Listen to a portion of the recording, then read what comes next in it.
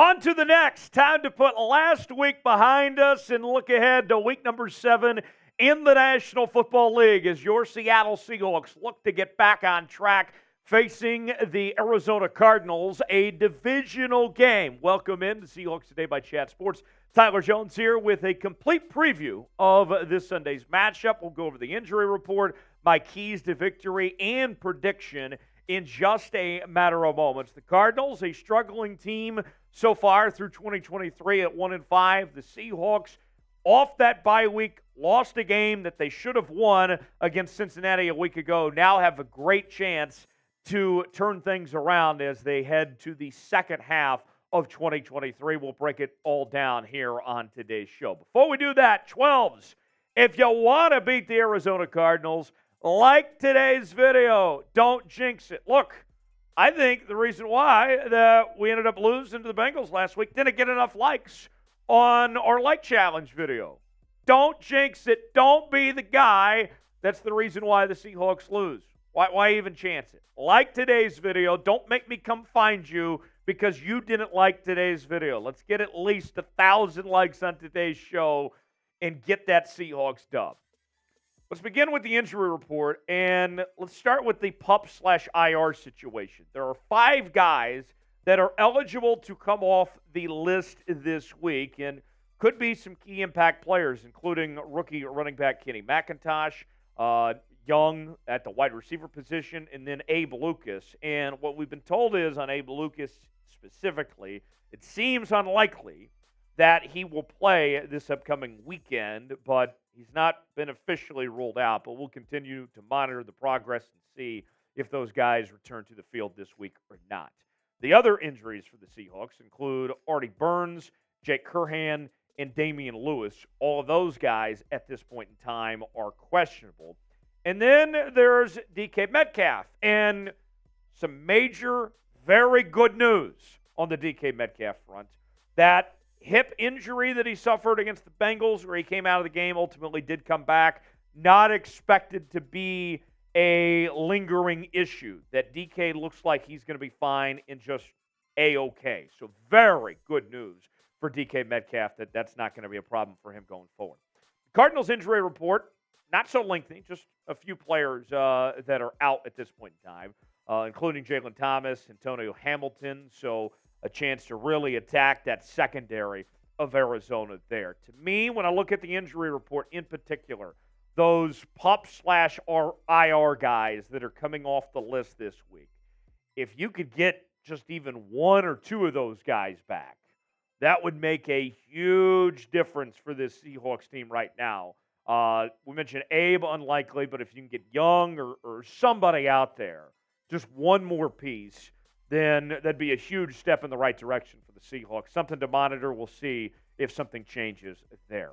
I got my prediction coming up later on in the show, but our pinned comment today, predict the score. Who wins? What's the final score? Let us know in the comment section how you see this game playing out on Sunday. Now, our keys to victory for the Seahawks. Number 1, we always talk about on this channel about establishing the run, right? But today, I want to take it even a step further.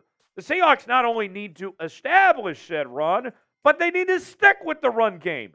Don't get away from running the football, folks. Look, I'll be frank. I don't want to see Geno Smith throwing the football 40-plus times in a game like we did last week. And that's not necessarily an indictment on Geno Smith. Don't take that the wrong way. You guys know I've always been a believer in Geno Smith.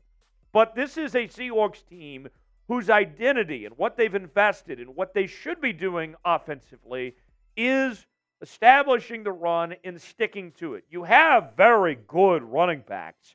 Kenneth Walker off to a very good start this year. He's already got 6 touchdowns.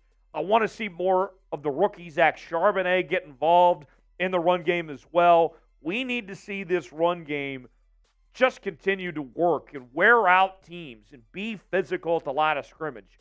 In today's NFL, you have to have a good run game. If you run the football well, you win. Simple as that. And the Seahawks, what we saw last week against Cincinnati, they strayed away from said run game. And you look at the rush rankings right now for the Seahawks. You see the numbers. this is a group that is underperforming in the run game. They're top 10 when it comes to rushing touchdowns per game, but there's no reason why they should be in the bottom half of the league in all of those other statistics. You have the backs. Your offensive line is getting healthier, getting Charles Cross back and company. You need to get this round game going, and I think this week's a great opportunity to do that here against this Arizona team.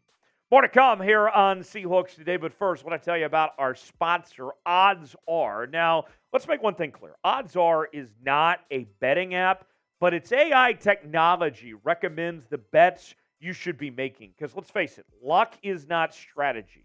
They don't take your bet. They make you better at betting. So here's what I need you to do. Go to oddsr.com/NFL Daily, and we are giving our viewers here on Seahawks Today a 30-day free trial so you can check it out for yourself and see if you like it. What you want to look for on Odds Are is the green values. Green means go. Those are the bets they recommend that you should be making. Red is the ones that they say stay away from, and the yellow is the ones that they say be cautious about. As you can see, some of the bets from this past weekend, they were cautious about several of them, like that Ravens-Titans game made you maybe don't want to kind of steer away from, right? You looked at last night and that Cowboys-Chargers game. They said don't touch this game at all when it comes to wagering. So check out Odds Are for yourself, not only just NFL, but MLB and other sports as well. Oddsr.com/NFL Daily for a 30-day free trial now. Check it out today. You'll be glad you did. Luck is not strategy. We don't take your bet. We make you better at betting. Link is in the comments and the description of today's video. Number 2 on our keys to victory for the Seahawks is cutting down on the penalties. I got to tell you, this has been a point of frustration for me, is when I look at just how sloppy this Seahawks team has been when it comes to penalties. And for me, it's silly that we're even having to sit here and have this discussion. This is, about discipline, right? Penalties, for the most part, are self-inflicted, standing in your own way. And think about DK, for example. Had that personal foul penalty called on him. That's been an ongoing problem for DK his entire career, as he's racked up more personal fouls against him than any other offensive player dating back to 2019. Can't let that stuff get to you, okay? You play football with emotions, but you got to check your emotions in so it doesn't affect you and let those penalties happen like that. Think about this. Here's how much of a problem it's been when it comes to penalties for the Seahawks as of late. In every game this season, the Seahawks have had at least 7 penalties in every game this year. That's way too much. And the numbers, they back this up too, of how much of a problem it's been for the Seahawks. There's what I'm talking about as far as this problem goes with penalties. If you needed to see more numbers, hide your eyes because it's pretty bad. Penalties per play, 30th in the NFL. Penalties per game, 7.8, last. Penalty yards per game, last. It ain't pretty, folks. This is a problem that's across the board with this Seahawks team, and they just got to do a better job of cutting on penalties. I mean, you think about it. 71 yards you're giving away per game in penalties. That's 7+ first downs for your opponent here. Can't let that happen. Who needs to step up for the Seahawks this week? Give me a player that comes to mind. I mentioned DK in particular when it comes to those penalties. He's got to do a better job. Let me know a player in the comments section that you think needs to step up this week. Number 3 on our keys to victory is pressure on the quarterback. The Seahawks defense has done a better job of this over the last couple of weeks, and now we need to see this trend continue. This is an area of improvement as of late, a dramatic improvement for this Seahawks team, but you got to keep it up, right? Clint Hurts got to continue to put his team in position to go after the quarterback and make said plays, and the playmakers got to continue to step up. Think about this. The last 2 games, the Seahawks defense has combined for 14 total sacks, 11 against the Giants, 3 against Cincinnati. It's been awesome what we've seen from this group in this pass rush. But don't let those 2 weeks be an anomaly. Got to continue at this pace because, you're paying guys like Jaron Reed, Draymond Jones, others, to do this at a high level, to have that consistency. The Seahawks need a pass rush that they can depend on week in and week out. You take on this Arizona team that does not have a ton of weapons, that doesn't have a great line.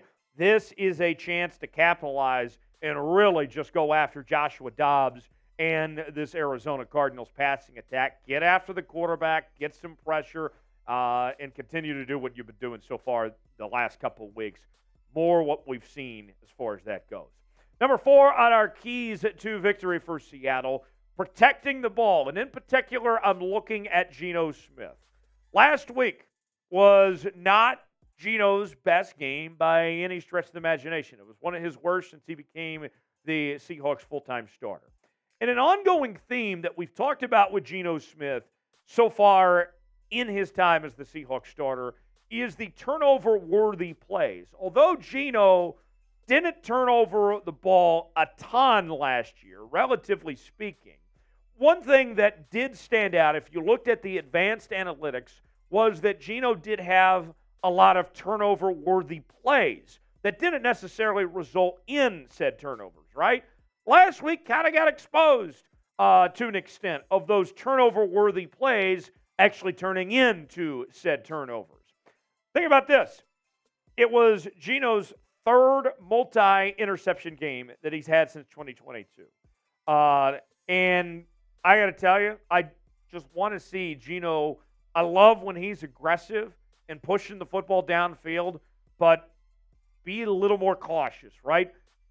Whether it's going to the short passing game, the screen passing game, running the football more like we mentioned, just cut down on those turnover-worthy plays. I trust Geno, but we don't need to see Geno handing the ball over when you don't have to. Think about this. So his projected stats right now, this according to ESPN, puts him at a season of 17 touchdowns and 10 interceptions at the moment with under 4,000 yards. That's a significant fall off, comparably speaking to what we saw in 2022 when he was the NFL's Comeback Player of the Year and went to the Pro Bowl and all that. So, Geno, let's go another direction here. Let's get things back on track, comparably speaking to what they were this past week, and see Geno get this thing going where it needs to and cut down on those turnover-worthy plays. What's your confidence level in Geno Smith right now? He's still my quarterback. He's still your quarterback. Scale it for me in that comment section. Do your best TO impression. Let us know what you think, 1 through 10, of your confidence level in Geno Smith right now. Last, but certainly not least, when it comes to keys to victory for Seattle, is the red zone offense. This was a big struggle for the Seahawks last week as they were riding the struggle bus. And here's the thing. I know this isn't the sexy opinion of sorts, but the truth of the matter is that even when, taking 3 points doesn't sound like the fun thing to do, it's sometimes the necessary thing to do, okay? I understand seeing Jason Myers out there on a short field goal attempt is not the most exciting thing in the world. But you look back at that Carolina game when they started off with, 4 or 5 field goals in a row, and then eventually those drives at the end of the game turned into touchdowns. That's okay sometimes. It's not the postseason yet. It's the postseason when you win with touchdowns, okay, at a high level. When you have to pass on those field goals for touchdown opportunities, it's that postseason. Right now, you just got to take what you can get. And last week, think about this. The Seahawks went 1 for 5 in red zone attempts and were held scoreless in those last 2 attempts. You kick 2 field goals there, you win the football game. I like being aggressive. Don't get me wrong. But there are times you have to play conservative, and you can't leave points on the board. Think about this. Right now, the Seahawks, through 5 games, are ranked 20th in the NFL in red zone scoring touchdown percentage at 50%. You got to go to running back and Kenneth Walker that you can trust on to go get in the end zone, run the ball more, get to the goal line, and finish off those red zone drives. Folks, less turnovers. Go finish those drives. Get settled for 3. That's okay. Just make sure you're not leaving empty-handed. I got my prediction in just a moment, but first, want to hear from you here on Seahawks Today. Predict who wins and what the final score will be for Sunday's matchup between the Seahawks and the Cardinals. Let us know in the comment section below. So, to recap, our keys to victory for the Seahawks: stick with the run game. Don't get away from running the football. Cut down on the penalties. Got to get pressure on the quarterback. Make it hell for Josh Dobbs. Continue with that pass rush that's been really good the last couple of weeks. Protect the football. Can't put yourself in position for those turnover-worthy plays and red zone offense. Get points when you're down there. No excuse to be walking away empty-handed, even if you just have to settle for field goals. Get in the end zone. Stay out of the friend zone. My prediction for Sunday, I'm going with the Seahawks to get it done against Arizona, 30-17. I think this Arizona Cardinals team is better than what we anticipated going into 2023. They're still not a good football team.